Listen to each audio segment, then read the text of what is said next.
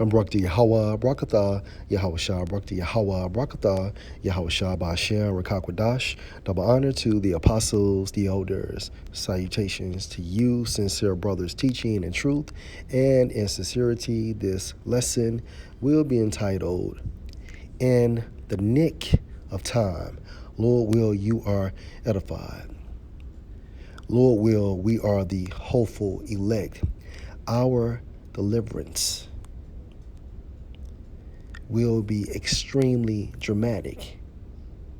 We shall be scarcely saved. Okay? Going into that phrase, in the nick of time, meaning a close call. Almost not. Okay? Again, Yahweh Ba'ashem, Yahweh Shai is extremely dramatic. And there are accounts where our forefathers were preserved through the will of Yahweh Ba'ashem, Yahweh Shai, in the nick of time. Okay? They were scarcely saved. Regarding the end times, all right, and again, Lord will, we are the hopeful elect. We are going to see those missiles as they're being shot into the demographic of America. All right? As we are being beamed up into those chariots. Hence the term scarcely be saved. 1 Peter 4:18. And if the righteous scarcely be saved, where shall the ungodly and the sinner appear? Let's focus on this term scarcely.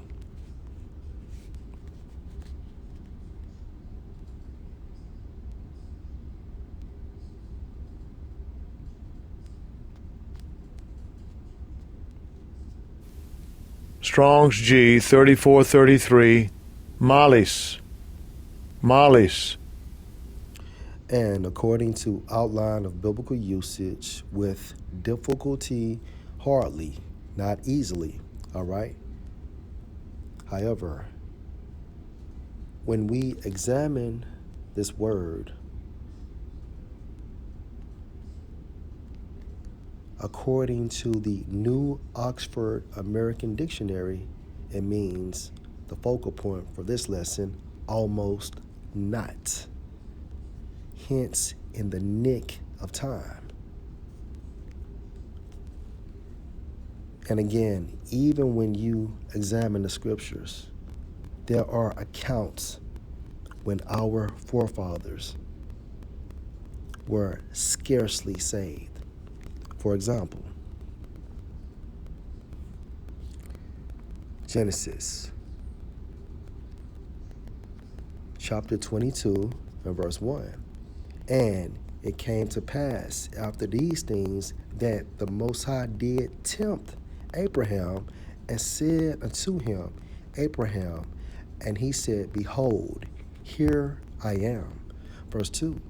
And he said, Take now your son, your only son Isaac, whom you love, and get you into the land of Moriah, and offer him there for a burnt offering on one of the mountains which I will tell you of.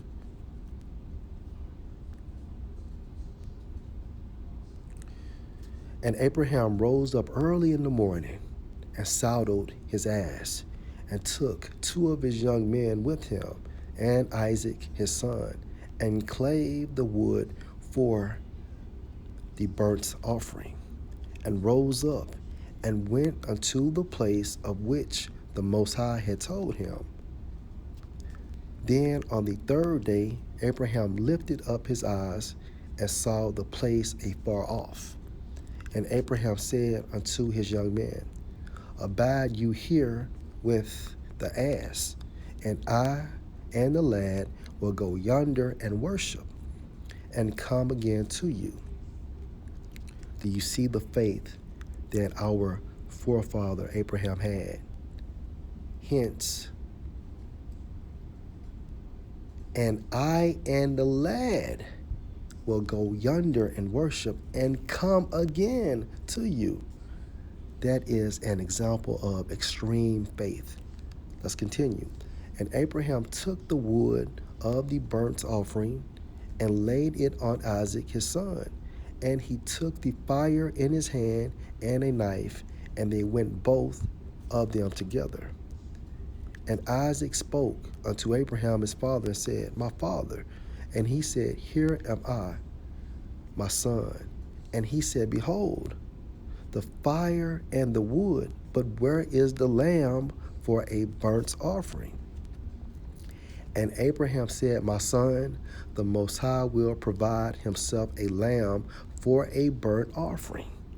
So they went both of them together. Verse 9. And they came to the place which the Most High had told him of, and Abraham built an altar there, and laid the wood in order, and bound Isaac his son, and laid him on the altar on the wood. Verse 10. And Abraham stretched forth his hand and took the knife to slay his son. Verse 11. And the angel of the Lord Yahweh called unto him out of heaven and said, Abraham, Abraham. And he said, Here am I. Verse 12. And he said, Lay not your hand on the lad, neither do you anything unto him. For now I know that you fear the Most High, seeing you has not withheld your son, thine only son, from me. And Abraham lifted up his eyes and looked, and behold, behind him a ram caught in a thicket by his horns. And Abraham went and took the ram and offered him up for a burnt offering in the stead of his son. As you can see, this is an example of our forefather Isaac being saved in the nick of time. He was scarcely saved, meaning what? Almost not. All right, another example.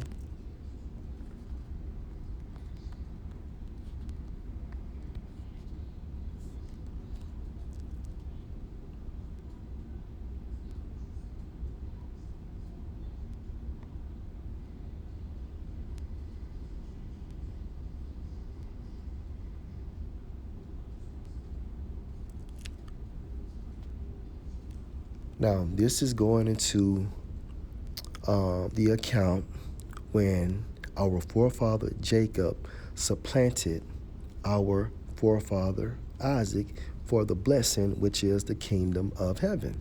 Okay?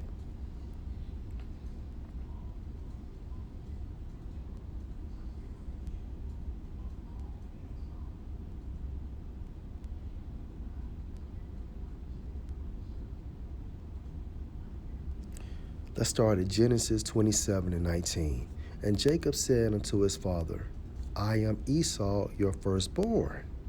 I have done according as you badest me. Arise, I pray you, sit and eat of my venison, that your soul may bless me. And Isaac said unto his son, How is it that you have found it so quickly, my son? And he said, Because the Lord Yahweh, your power, brought it to me. And of course, if you read at the beginning of Genesis, the 27th chapter, it explains that as our forefather Isaac aged, all right, his eyes became dim, meaning what? He couldn't see hardly. And this was set up in the spirit so our forefather Jacob could receive the blessing, which is the kingdom of heaven. All right.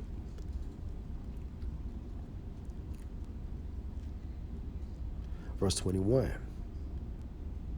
And Isaac said unto Jacob, Come near, I pray you, that I may feel you, my son, whether you be my very son Esau or not. And Jacob went near unto Isaac his father, and he felt him and said, The voice is Jacob's voice, but the hands are the hands of Esau. And he discerned him not, because his hands were hairy, as his brother's Esau's hands, so he blessed him. And he said, Art you my very son Esau? And he said, I am. And he said, Bring it near to me, and I will eat of my son venison, that my son may bless you. Meaning that he would receive the blessing from our forefather Isaac. All right. And he said, Bring it near to me, and I will eat of my son's venison, that my son may bless you. And he brought it near to him, and he did eat, and he brought him wine, and he drank. And his father Isaac said unto him, Come near now, and kiss me, my son. And he came near and kissed him, and he smelled the smell of his raiment, and blessed him, and said, See, the smell of my son is as the smell of a field, which the Lord Yahweh has blessed. Therefore the Most High give you of the dew of heaven, and the fatness of the earth, and plenty of corn and wine. Verse 29, Let people serve you, and nations bow down to you. Be Lord over your brethren, and let your mother's sons bow down to you. Cursed be everyone that curse you, and blessed be he that bless you.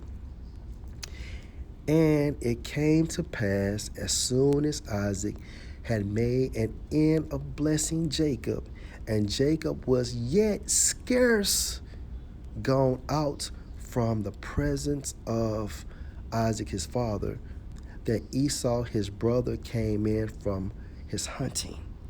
Again, hence the term scarce. All right. And when you look this term up, it means what? Almost not. All right. Do you see how dramatic Yahweh Bashem, Yahweh Shai is? See, this thing we call life is nothing but a big play of the Most High. And we are nothing but his characters. All right? Again, and it came to pass, as soon as Isaac had made an end of blessing Jacob, and Jacob was yet scarce gone out from the presence of Isaac his father, that Esau his brother came in from his hunting. And this was set up in the spirit again, so our forefather Jacob could receive the blessing.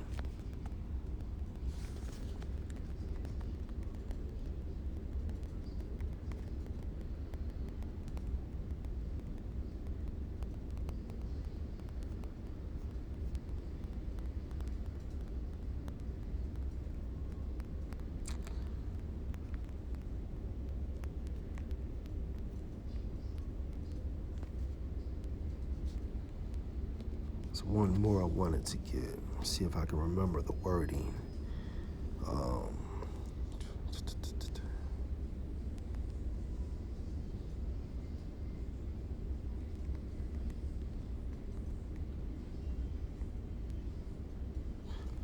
At the water Yahweh Bashem Shah.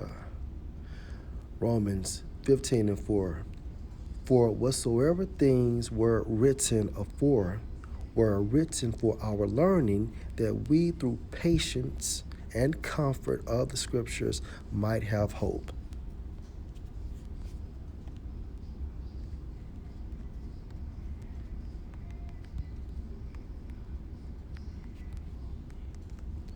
First Peter 4:18. And if the righteous scarcely be saved, where shall the ungodly and the sinner appear? And the focal point for this lesson, Lord will, we are the hopeful elect, we will scarcely be saved, meaning almost not, in the nick of time.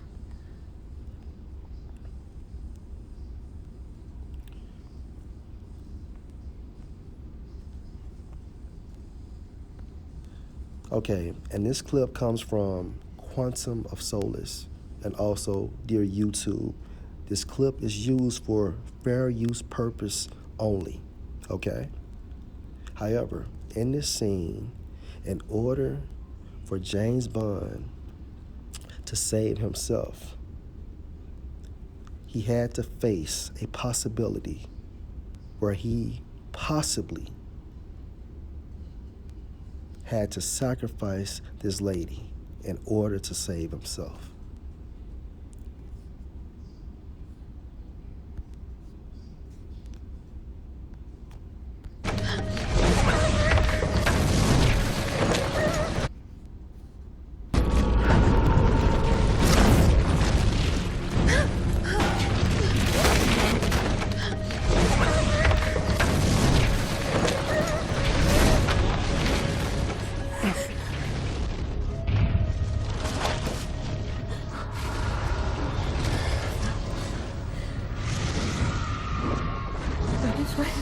This way. Can't.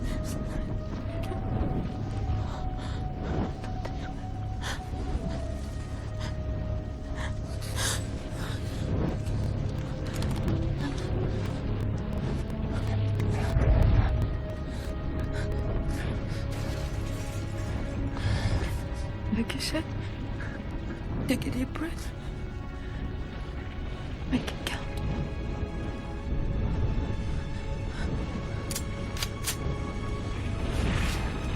Close your eyes.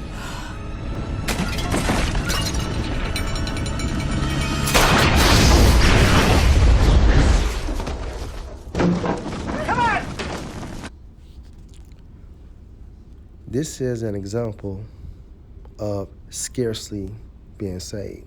Almost not, hence in the nick of time. Lord will you edify. Shalom.